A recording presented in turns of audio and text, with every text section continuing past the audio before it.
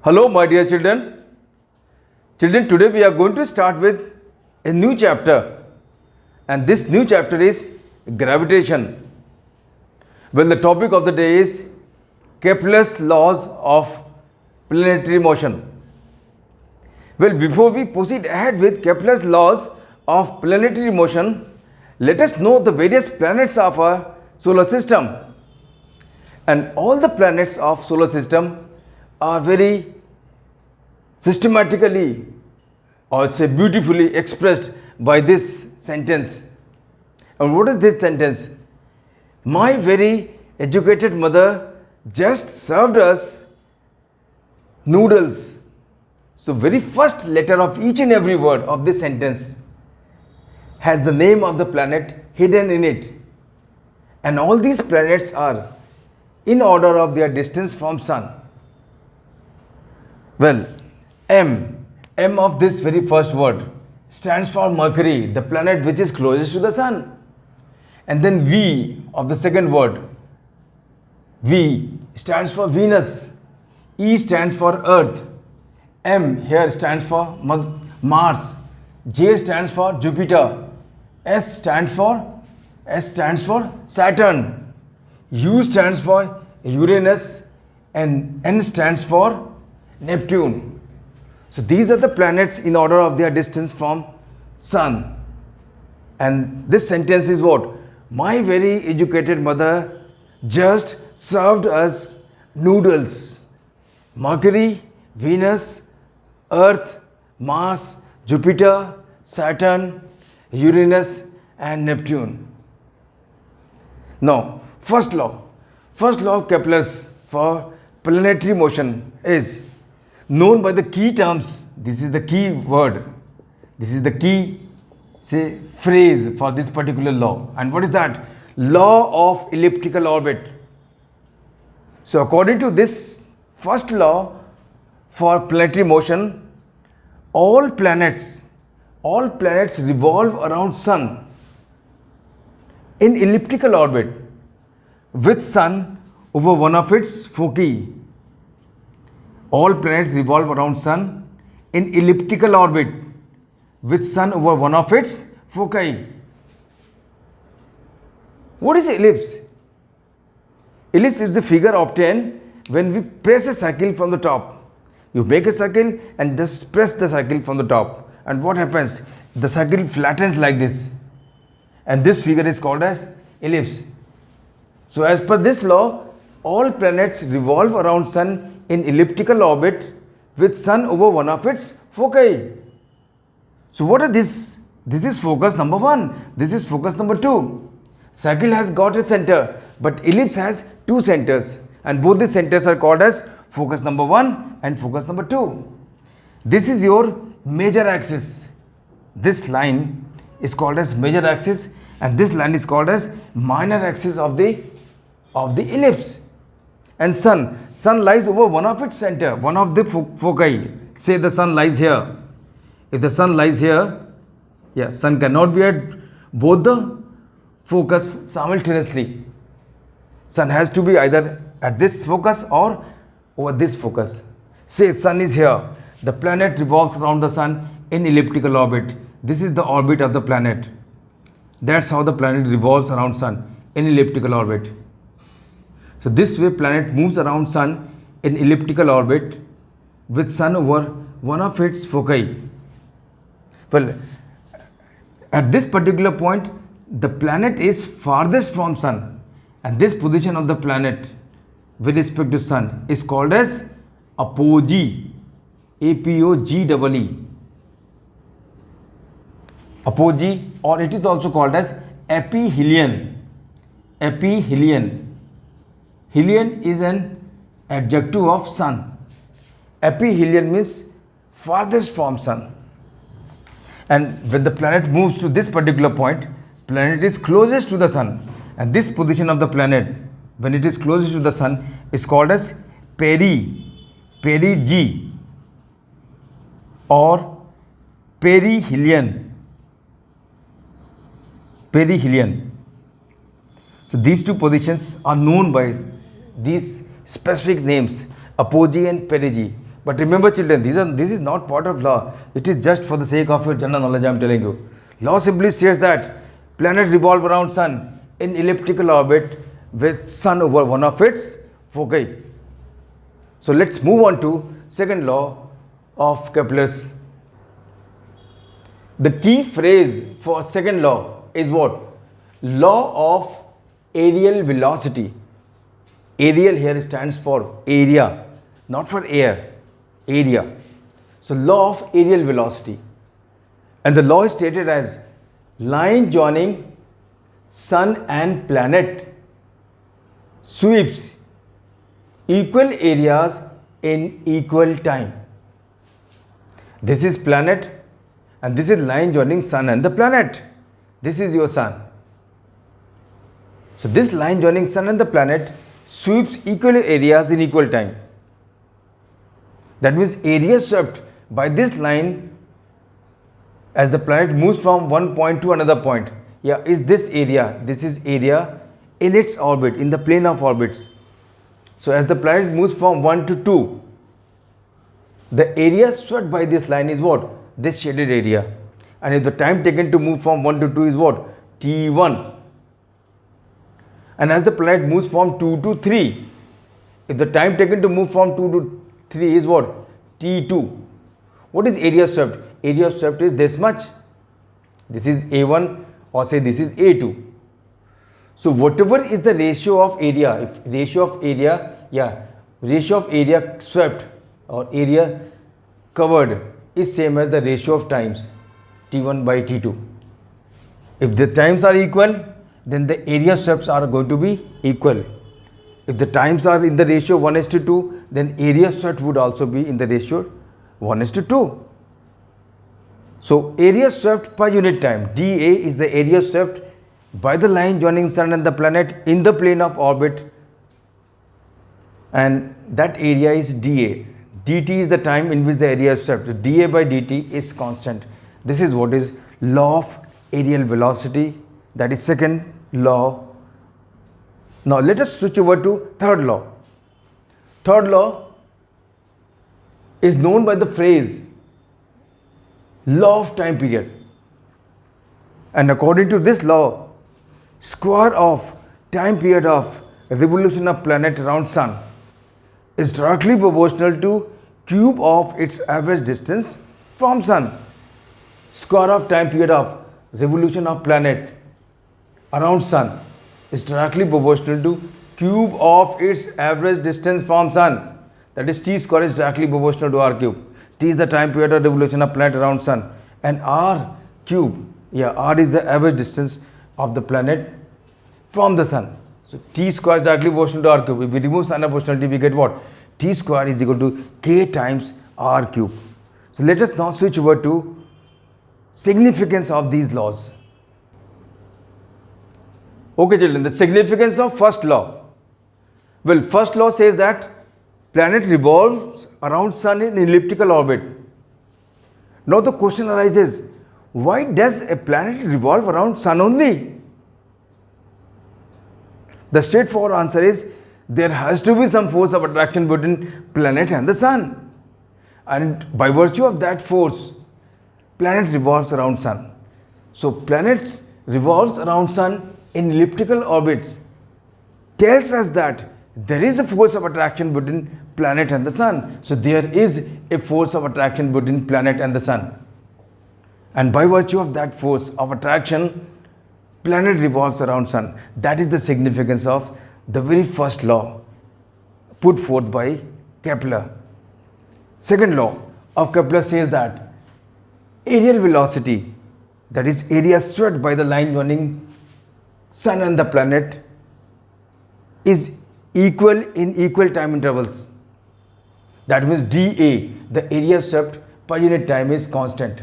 This is what is your law, which you have just understood. Now suppose planet moves from 1 to 2.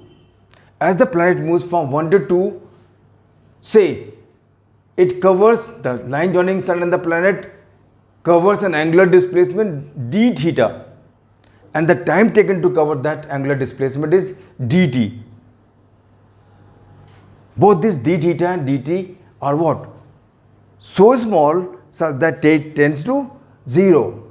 They tend to 0. So in a very small time, planet moves from 1 to 2. And in that very small time, the angle covered is what? D theta. So what is area swept? Area swept is going to be, yes, area swept is going to be this area. So what is this area dA? This area dA is going to be what? This area dA is going to be what? Area of this triangle. And what is area of this triangle? Area of this triangle is going to be half base into altitude. What is this altitude? This altitude is going to be what? This altitude is going to be, this altitude is going to be the length of this arc. This arc is going to be same as this altitude. And what is this arc? This arc which is same as altitude. Why? Because this angle theta is very small. This arc which is same as altitude is going to be what? R times d theta. Why? Because this theta is going to be what? Arc upon radius. You know the value of any angle is what? Arc upon radius. So what is this arc? This arc is going to be r d theta. So this arc which is same as altitude is what? R d theta. So area dA is 1/2 r into altitude upon time in which the area is covered is what? dt. Has to be a constant. This ratio has to be a constant. What is altitude? Altitude is 1/2 r. This altitude is r d theta. And we divide it by what?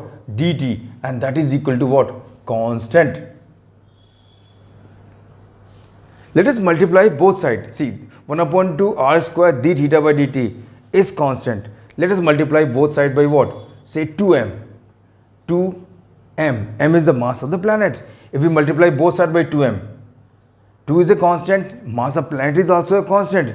If we multiply both sides by 2m, right hand side remains constant. Right hand side remains constant. But what happens to left hand side? See, left hand side, this 2 cancels out with this 2. What do we get? M. R square, R into R is R square. D theta by dt is what? Omega. This is angular velocity. D theta by dt. D theta by dt is nothing but angular velocity of the planet. So if we replace d theta by dt by omega, we get mr square omega is equal to constant. What is mr square? Mr square is moment of inertia of the planet revolving around sun. So this is I, and this is what is angular velocity. And what is this product? This product is constant. What is I into omega? Moment of inertia into angular velocity. Moment of inertia into angular velocity is what? Yeah, this is angular momentum. Angular momentum you have already studied in rotation. So this quantity I omega is angular momentum L, and that is coming out to be constant. Yeah, that means angular momentum of the planet revolving around sun is a constant. That is the significance of second law. Now I am going to tell you a step beyond this. Up to this stage you get in your textbooks.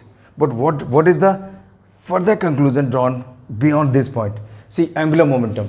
Angular momentum of the planet revolving around sun is a constant.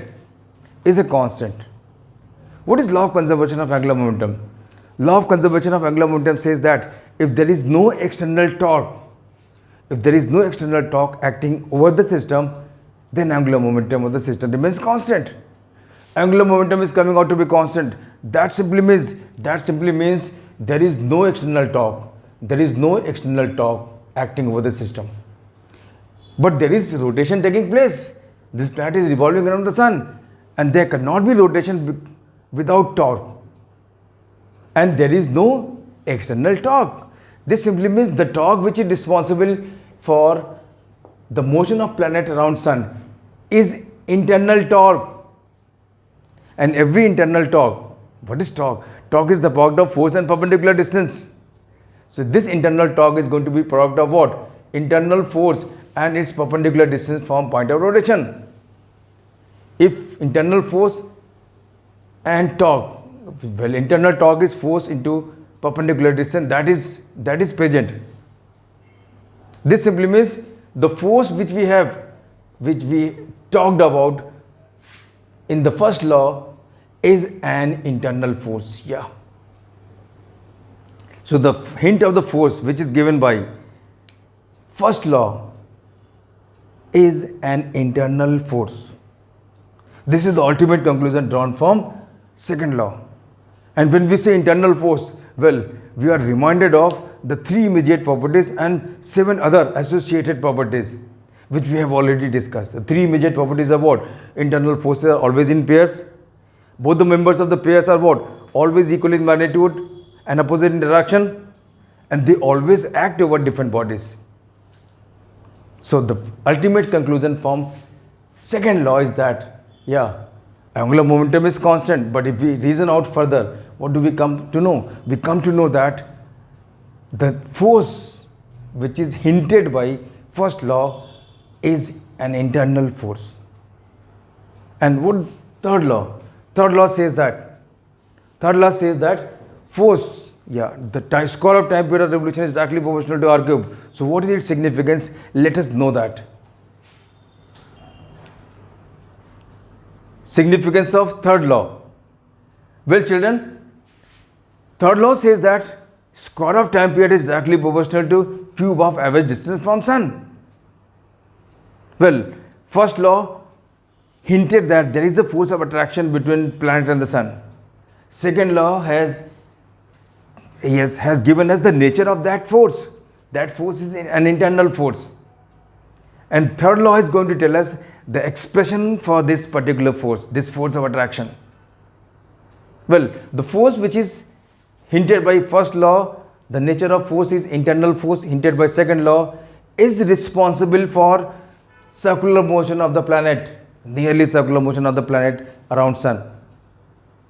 And when circular motion takes place, well, there has to be centripetal force. So the force hinted by first law, whose nature is internal force, is responsible for centripetal force.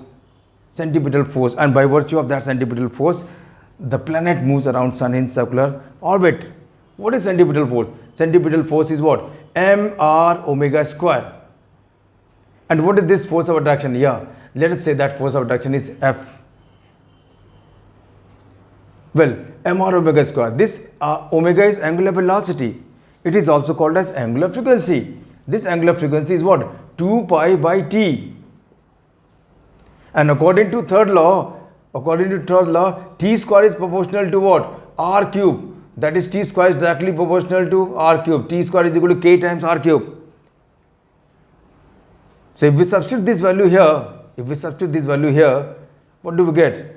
Yeah, we'll substitute this value here very shortly. mr omega square. What is omega? Omega is 2 pi by t whole square. That is equal to what? The force of attraction between planet and the sun. If we open up this, solve this, what do we get? mr into 4 pi square upon t square.